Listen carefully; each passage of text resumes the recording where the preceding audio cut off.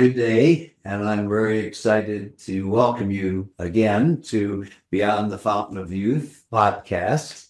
And today I have literally my first guest appearance with Melissa Batchelor, who is a nationally recognized nurse leader, speaker, and host of the podcast. This is Getting Old, moving toward an age-friendly world. And with nearly 3 decades of experience caring for older adults and training caregivers, Melissa is passionate about helping families navigate memory loss and aging with confidence and compassion. She's also the founder of AgeWiseU, a digital learning community designed to support caregivers and promote brain health. And through her work, Melissa is on a mission to change the conversation around aging and prove that getting old doesn't mean slowing down, which I resonate with. And through her podcast, This is Getting Old, moving towards an age-friendly world, her innovative research on dementia care. She brings national attention to the challenges caregivers face while offering practical, evidence-based solutions to help support them. Melissa received her bachelor's of nursing and MSN from University of North Carolina in Wilmington and her PhD from Medical University of South Carolina, and completed her postdoctoral fellowship at Duke University. So it's an honor and a pleasure to have you here with us today, Melissa. Yeah, I'm excited to be here. I'm very honored to be your first guest. Oh, thank you. And I want to ask you really what inspired you, to dedicate your career to aging and brain health? Well, it's an interesting story. When I was in nursing school, I said, I don't care where I work, but I'm never going to work with older adults. And I'm never going to work in a nursing home. Till about a month before graduation. And my mom met an administrator of a nursing home here in Wilmington, North Carolina. And she said, hey, she wants to give you a job. And I was like, okay. And so I never, worked in a hospital, even though that's what most faculty will tell you need to do. So I started working in nursing homes, fell in love with the residents, their families, really liked the ability to form a relationship with them and follow them over time instead of when people are in a hospital, they're turning over, every 2 to 3 days. And also saw some things that I didn't like and decided that if I left long-term care, it would never get better.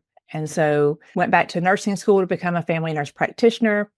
And then 5 years later entered academia and began teaching nursing students to help them understand best practices of care for older adults early in their career, because I really didn't have that. Most schools of nursing don't even have one faculty member with expertise in geriatrics. And then when I decided to go back to get my PhD, I was like, well, I need a topic that I'm interested in and I can study forever. And I said, well, I love to eat. I love to take care of older adults with Alzheimer's disease. And I think nursing home staff need more training. Now I've been in academics almost 20 years. So yeah, that nearly 30, I'm holding on. I think next year will be the 30th anniversary of when I became a nurse. So time flies. Yeah, that's awesome. And it's really funny because I can, remember back in medical school and our first clinicals and going to the nursing home and just in many cases, unfortunately, what a awful environment it was and really how much, room there was for improvement and how sad it was really that it just seemed to me that people were just discarded. And so to meet you and see someone who's focused and energetic about really, helping the segment of our society that's most valuable, it just nearly chokes me up. So I guess my next question is, what does age-friendly mean and how can we all move towards that? Yeah, so I will say one thing about nursing homes. I think a lot of people think of aging, this goes into age-friendly communities as well. They think that, as you age, that you're inevitably going to end up in a nursing home, but only 5% of the population over 65 ever ends up in a nursing home. So that's the good news. 95% of people are going to age at home. So when we talk about age-friendly initiatives, it's really about helping people to age in place, but it's also about the policies and the structures that we have set up to help people to do that. So it ranges from, and this is actually an initiative that was started by the World Health Organization AARP is the convener for the United States, and they refer to them now more as livable communities instead of age-friendly. There's been some back and forth about the language, but age-friendly means that we are creating communities that are friendly for people of all ages. So you think about inclusive designs for transportation, housing, businesses. How do we help people who are young and old live their best life? And so that's really what it means. And then there's a piece of it that's related to ageism. And I think the more time we spend with different generations, the less ageism there is on both ends of that spectrum. Yeah, that's awesome. So what are some common signs of memory changes that people overlook or the caregivers overlook? It's funny because, as I see patients even in their 40s and 50s that are concerned about hormone balance, about a number of factors, one of my questions is, do you have brain fog? Do you have memory loss? And everyone answers that differently. And we seem to never know what to do about it. Right. So with Alzheimer's disease and other dementias, Alzheimer's disease is the most common form of dementia. Dementia is like this broad umbrella term, and there are different types. But it really is just when there's something going on with your thinking, your judgment, your problem solving, and your memory that impacts your ability to live your life every day and take care of yourself. There are a lot of things that look like dementia. And I think, actually Alzheimer's disease is the most feared disease in this country above heart disease, cancer, even though many more people die from those diseases. Alzheimer's disease is the most feared, and distinguishing normal aging and other reversible causes. So when you say brain fog, is it related to a hormonal imbalance? Do you have a B12 deficiency? Are you anemic? Is your thyroid out of whack? So dementia by in and of itself is a diagnosis of exclusion right now, meaning we have to rule everything else out. So if someone is experiencing, again, it's problem solving, judgment, attention, and then, memory issues that are impacting your daily life, that's when you just need to go get it checked out and get it checked out quick, because it could be something that's reversible.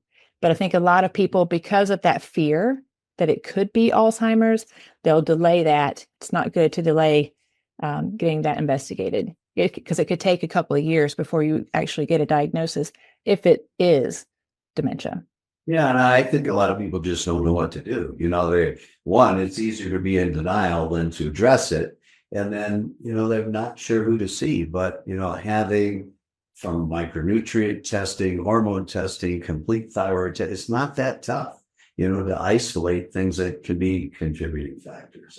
Right. And the other piece of it is, especially if someone was concerned about, and they probably wouldn't come to you saying, I'm having issues with my memory. It would be like, I'm having brain fog. And so that's kind of like the code word, like something's going on. But there's so many different things that could be identified and fixed rather than letting it go to a point that maybe it wouldn't be something that was reversible. Plus all the other issues that can come from that. Like if you don't treat your thyroid, like over time, it has other downstream effects. So start with your primary care provider. But again, I always tell people, if you walk into a doctor's office and come out after a 15-minute visit and they say, yep, you have dementia, you need to get a different provider, because that's not even close. Anything they do in a doctor's office is screening. And there's a lot more that goes into getting an accurate diagnosis. That's great advice. Thank you. And can you explain the connection between lifestyle and brain health as we age? Yeah, I mean, I think that, lifestyle in general is good for all of our organs. I just think that most people don't think of their brain as being an organ, but it's actually one of our most important ones. So by exercising, eating clean foods, avoiding your processed foods, avoiding sugar, getting enough sleep, all of those things go into how well your brain is going to function. I mean, you think about it, if you have a bad night's sleep, the next day you're not as sharp as you could be. So, but just being really proactive to make sure that anything you can control, that you are controlling and that you're building in healthy lifestyle choices.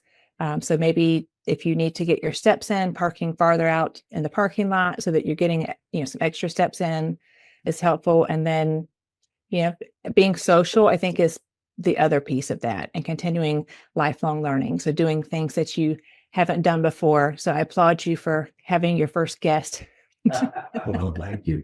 Yeah, we'll try to stave off the brain fog and the dementia. But yeah, it's really exciting. I did a talk on a couple of weeks ago on my podcast talking about Dan Buechner with the blue zones and all the work that they've done with National Geographic. And the commonality of those folks are they're physically active, they're busy, they eat healthy foods that they grow, have a little glass of wine daily. They're engaged with their family, with their community. They're tight-knit, and they're not home, isolated, away. They're very physically active. They're not at the gym or running on a treadmill. They're just active, and they remain vibrant, until well into their 8th, 9th decades, and sometimes beyond. And so, that's a real challenge, but it's great advice. And see, the blue zones are actually really closely tied to livable communities and age-friendly communities. They just renamed it. So the way we name things is part of this as well. But yeah, I saw Dan speak at the Gerontological Society of America probably a decade ago. And he was like, the number one thing is to move naturally. And it was like this sigh of relief came across. I was like, yeah, you don't need to be running marathons. But if you've seen his documentary, the other 4 blue zones, and blue zones are a place where there are higher numbers of centenarians than any other place in the world. And so they went around to these places and interviewed people and came up with these 9 principles. But when you look at the documentary, the first 4, like Okinawa, Japan, Sardinia, there's only one in the US, and it's Loma Linda, California. And when they go to Loma Linda, all those people are in the gym. And it's just because of our culture and the fact that we're not, farming and having to walk to the market. So in the US, we actually do have to figure out ways, doesn't have to be in a gym, but to build in the strength training, and even using your environment. Like if there's a chance to walk up a hill to get to a place or to take the stairs, to do that instead of taking an elevator or riding like a motorized vehicle of some sort. That's great information. Yeah, I got to see him last December at our annual anti-aging convention at A4M. And he's just a great speaker. It was spellbound. It was really, really interesting to hear after he's completed all of this years of research and dedication. So what would you say your top 3 tips for people are that want to stay mentally sharp and physically active into their later years? Yeah. I mean, I think number 1 is making sure that you're moving every day. And with, the recommendation from the blue zones is about, 10,000 steps a day, which is basically 5 miles.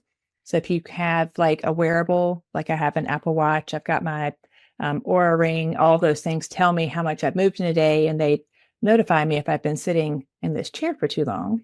But movement is good for everything. It's good for your brain. It's good for your mood. Number 2, I would say connect with other people. The sense of purpose really does matter, and having social support and family and friends. You can't underestimate how much human connection. We are social beings, and the pandemic taught that to a lot of people. And then thirdly, don't stop learning.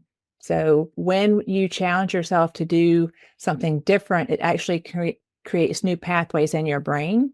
And that can actually be done pretty easily, as much as like brushing your teeth with your non-dominant hand, writing with your non-dominant hand, listening to music, taking an art class, going out to the theater, joining the chorus. So arts and creativity are really important. So making sure that you're continuing to learn and move, and your future self will thank you. So what's the one habit you practice personally that contributes to your own fountain of youth? Well, I do try to get my 10,000 steps a day. In fact, my friends know that I actually chose where I live now. I'm in downtown Wilmington because of the walkability. that I get in my car now maybe once a week. And anybody else that doesn't live downtown, they probably walk once a week. So it's this flip. So people will, that if they're coming down to visit, they'll be like, do you want me to pick you up? And I'm like, no, I will meet you there. So I walk everywhere. I love it. And then making sure, and again, it's like my goal when I moved back was to really build up my friend group. Again, I moved back because my family and friends are here. And then, and even challenging myself to continue to learn. I see my podcast as kind of the creative outlet and always trying to figure out how do I make that better? How do I create more interesting reels? How do I, create something conversational that's still professional, to educate people. In the past, probably year and a half since I got my Aura ring, I've been a lot more focused on my sleep because I used to say, oh, I definitely get 8 hours. If I go to bed at 10, I'm up at 6, I'm getting 8 hours of sleep. It's like, no, that just meant you were in the bed for 8 hours. And with menopause, I'm usually awake from 3 to 4. Well, hey, we can help with that. So, and one thing that I find, really fascinating is, unfortunately, there's more in the media. People are more aware, of hormone balancing and the safety with bioidentical natural hormones. Estradiol for women is of utmost importance in preventing Alzheimer's, and not to mention heart disease, heart attack, stroke, the number one killer of women over 50. Because when you lose estradiol, then those arteries get stiff and rigid, and so of utmost importance to help maintain a natural flexibility of those arteries. And there's such a long discussion we can have about that, but I think just steering people towards anyone that can help to investigate, to recommend. I have a number of my other podcasts, I talk about it in depth, and just hormone balancing with natural hormones is, there's this cancer fear. Well, there's a lot of literature that supports the fact that it's actually cancer protective for men and women. And so, I find that most people are informed with that.